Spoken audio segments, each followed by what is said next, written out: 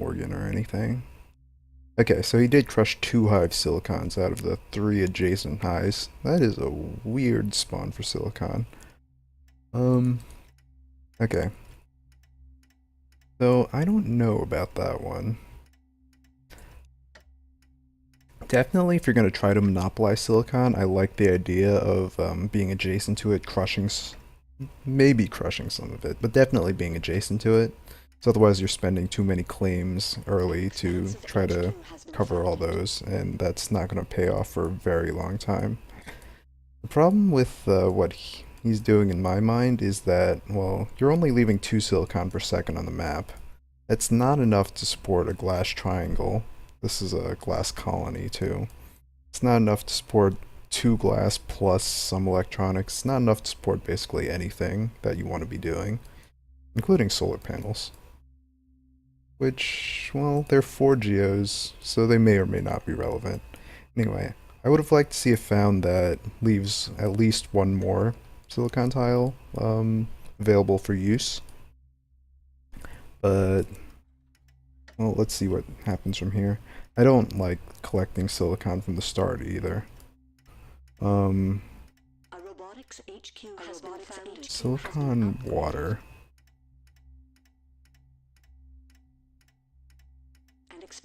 And nothing. Okay. Well,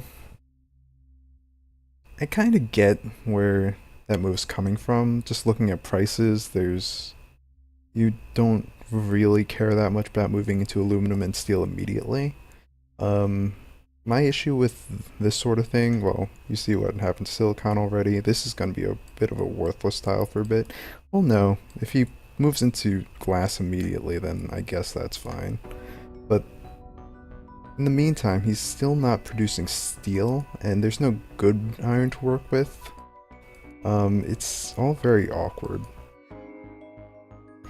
If people don't help him keep steel in check, then this isn't going to pay off, and yeah. Right now, the big priority, of course, is trying to... I don't know. Let's see what he does. I would be very tempted to be moving into iron and steel, because it'd be very hard to get by if things get out of control. You would like to have some access. He does go after the high iron. I don't know if I like that move. In the immediate circumstances, I guess that's fine. You do 2 steel mills is probably okay for right now, and it fits a little bit better than going 2 iron, 3 steel right away. And also, claims are going unused for really far too long. Okay. So, with this move, 1 iron, 2 steel, 2 glass is something to look at. If not, he would have been using all 5 of his claims on just iron and steel. And then this would be sitting useless. The second water is also just not good. It's a nice tile to have eventually. Right now, well, water's $20. You already had a large surplus of water. If you're going into farms, like maybe, but if you're going to farms, well, you're gonna have a long road ahead of you in terms of glass, steel, aluminum. So you're not collecting any upgrade resources. And I think there's good reason to believe those are going to climb. See what happens though. Okay, 2 steel mills, which is the reasonable choice with that high iron established. Gonna see 3rd steel mill. That is a little more questionable. Sometimes you can get away with that sort of thing, being at a slight iron deficit for a while. Especially early on, or actually at pretty much any point in the game. There's quite often someone producing a large surplus of iron like this robot is, but in this case we see Gambit over here with no iron and 3 steel. So if you're going to be going in iron deficit as well, you're going to have some serious problems pretty quickly. And then, well, depending on how you place your tiles, you might just not be able to do all that much to transition around. Really, really do not advise what this guy's doing. One solar panel. I mean, I guess that's a reaction to the solar flare. If you're gonna do that, put it next to the quarry, put down 2 solar panels. Silicon's so cheap, producing it right now is doing nothing for you. You definitely shouldn't be selling it. And you see what happened with the whole iron steel price thing. And you see what happened with the water price. That's all a bunch of awkward decisions that don't really advance your short-term goals properly. And you have to keep an eye out for that.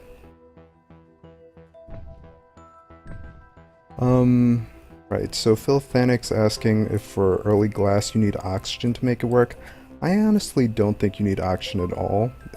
For the most part, I completely ignore that oxygen even is an input into glass, because you're talking about 0.25 oxygen a second, and oxygen doesn't really tend to rise all that quickly anyway, because, well, so much less of it's getting consumed for life support than any other resource.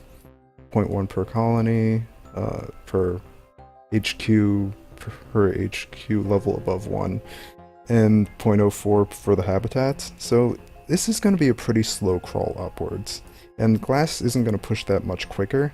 So for the most part, you can ignore the oxygen component of glass.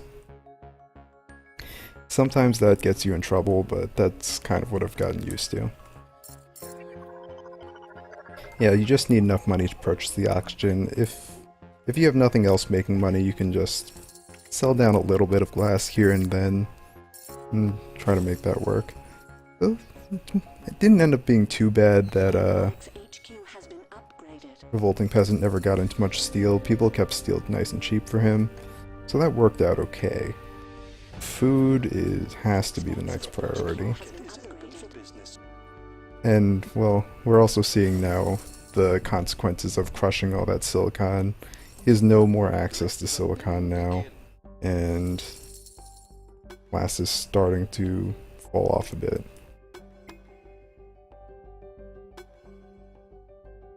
And this awkward little single solar panel is still a problem. Definitely need more power online.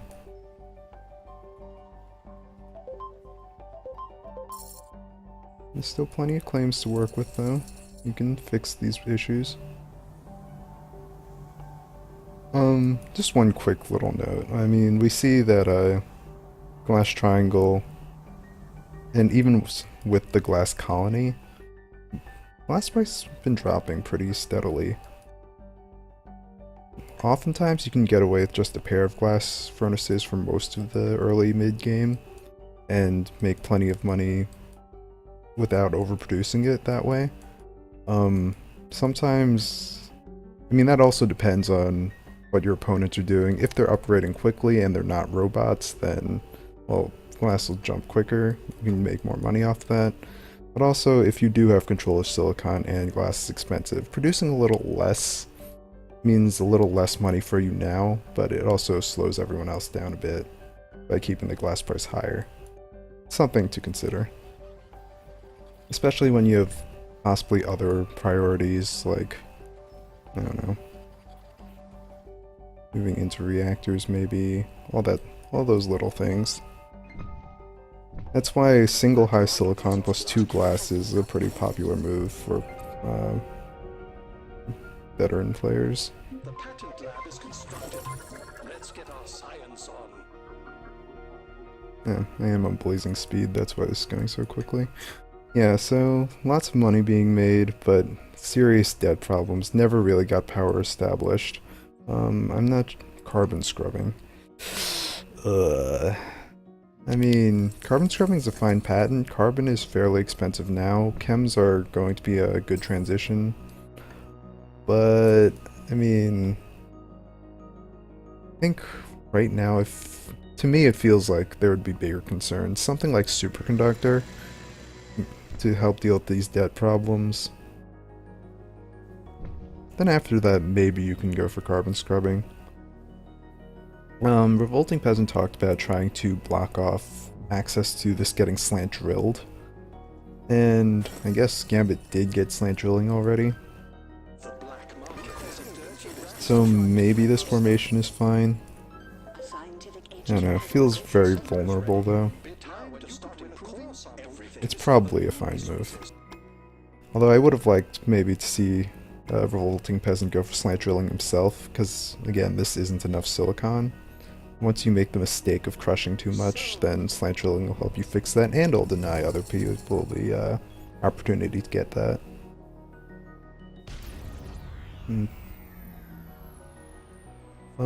Glass is falling off pretty heavily. Food is pretty close to dead. I think he's waiting for carbon scrubbing to move into chems or something. This optimization center is inactive. A little research into chems would be nice. I don't know, just... there's a bit of indecision. The moves are a little bit on the slow side. And, I mean, that's fair.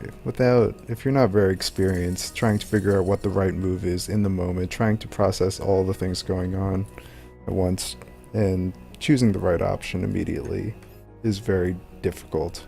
But sometimes, personally, I at least feel like making a good decision quickly is much more important than making the perfect decision, but taking longer to figure that out.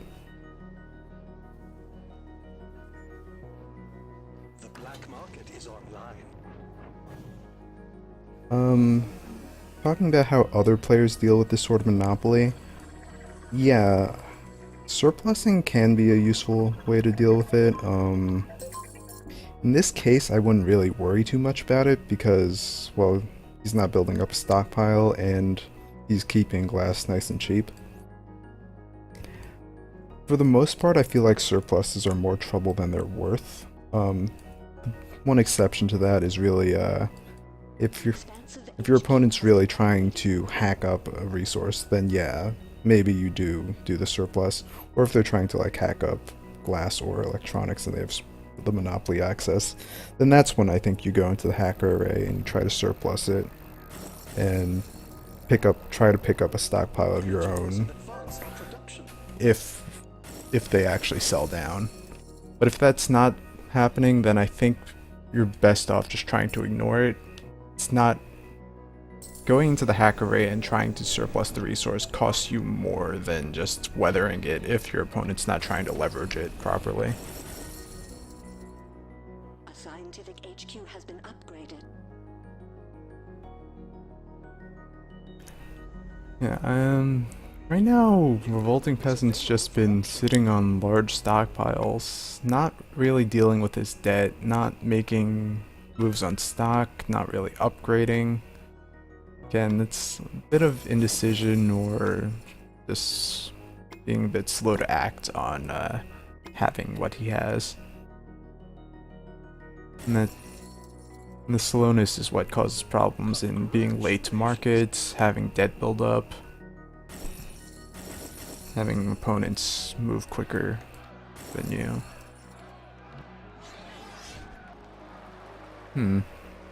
It's an interesting little mutiny. Probably a good mutiny too, but...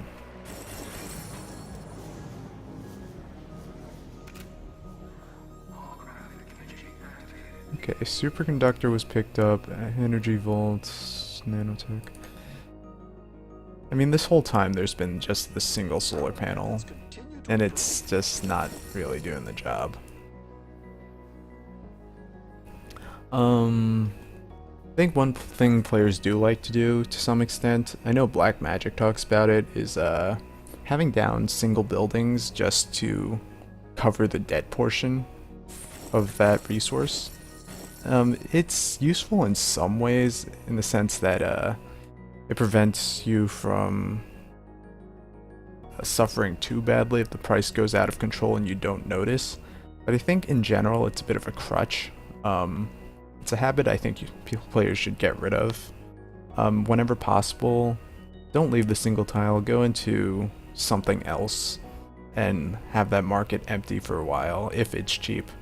And then try to, over time, pick up enough awareness that you can figure out, well, you can see when you need to transition back in later. Especially if you have nanotech like Revolting Peasant does. It's a difficult thing to do. I've missed the correct timing on the transition countless times, but it's an important thing, I think. Yes, basically hacking silicon and glass. Personally, I prefer hacking the secondary resource if you're going to be trying to work the monopoly than hacking the primary resource. Reason for that is that once you're selling out of a resource, to when you're finished trying to hack it up and you're trying to just get the money out of it, selling out of the secondary resource is usually, it feels like a better move to me than selling out of the primary. If you sell out of the primary, people can buy into it, get their own stockpiles, then that weakens your monopoly in some sense. Selling out of the secondary resource has its own problems. Like if it's something like glass, then selling out of that when you're done hacking it allows people to upgrade more cheaply, put down offworlds more cheaply, put down farms more cheaply, I guess. But it also is, I feel, a safer way of keeping other players out of those markets.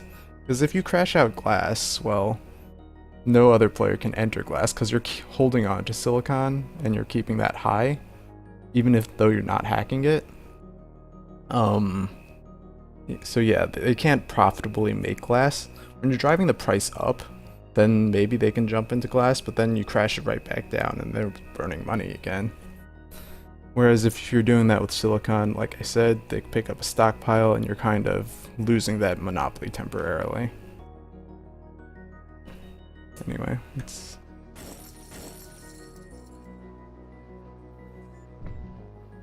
I think Narpar has a very nice lead at this point. Offworld established, nice and defended, good stock price. He should probably just roll through the rest of the game if nothing weird happens. I think we talked enough about all the early game sort of errors that cost Revolting Peasant. Another thing I kind of want to talk about is all these water claims from these players. To some extent, yes, it makes sense. Water's pretty expensive, and without this last low, Revolting Peasant would be running a deficit. But at the same time, there's no reason to be in food or reactors right now, and that'll happen at points throughout the game. And if you transition, I mean, he's already building a stockpile. He already has this surplus because he has these 3 water tiles. And if you transition out of either one of them, that surplus is just going to go even higher, and it's just completely unnecessary, I think. There are definitely times when you will want 3 water tiles if you're working with weaker water, but if you have this high, this medium, 5.25 is pretty much enough to sustain whatever you're going to be doing. If there are nukes available, you might want to claim more water to be safe, stuff like that, but in this situation, go with the 5.25. If you ever need more water, you can optimize water. You could prioritize slant drilling more, maybe. That wasn't an option this game. Gambit really went out for that. But, yeah. Because at HQ5, with 2 triangles of water production, you're minus 6.8 water. So that's what, minus 1.55 water per second with just high medium. And that's okay. Transition out of one of these temporarily, then you'll start building up that stockpile, and before you know it, you'll be fine again to be producing with 2 triangles. It's basically a way to save a claim, have a little more flexibility with your builds. Especially as a robot, like it's even less critical for you to be in this life support. So I pretty much never like taking more than 2 water claims as a robot. Obviously, if things are adjacent to your base, everything changes. But yeah.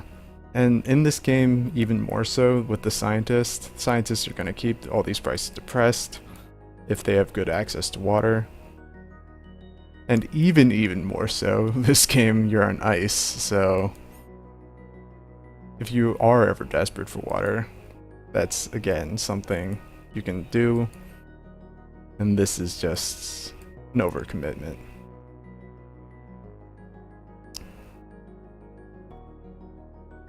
Yeah, well, did not pay attention to that 69k debt tick. But, I mean, this has been a problem all game. We've talked about it. Never established enough power. Waited too long to really do that stuff. Was a bit slow in HQ2.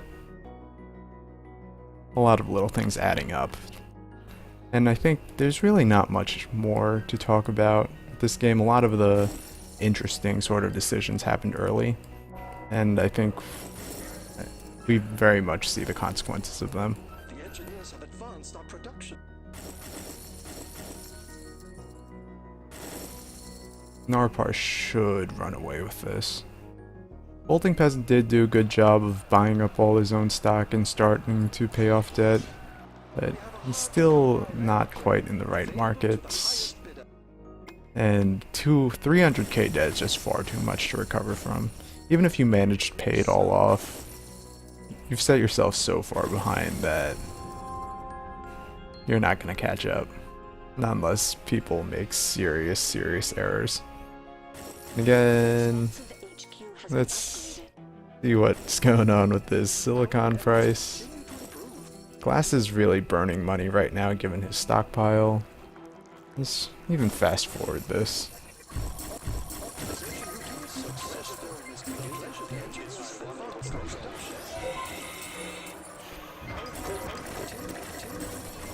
I guess one thing I should have mentioned earlier, Revolting Peasant had this one or two? I'm not sure when he bought the second stock in Gambit, but he had that stock sitting there for a long time. That's more cash that wasn't doing anything for him. Sell out of it, do something. Especially when you're in a position where you're really struggling with debt or getting attacked or needing to produce stuff. You can't afford to have that money tied up like that. So yeah, that was a replay trying to deal with Monopoly and some early game decision stuff.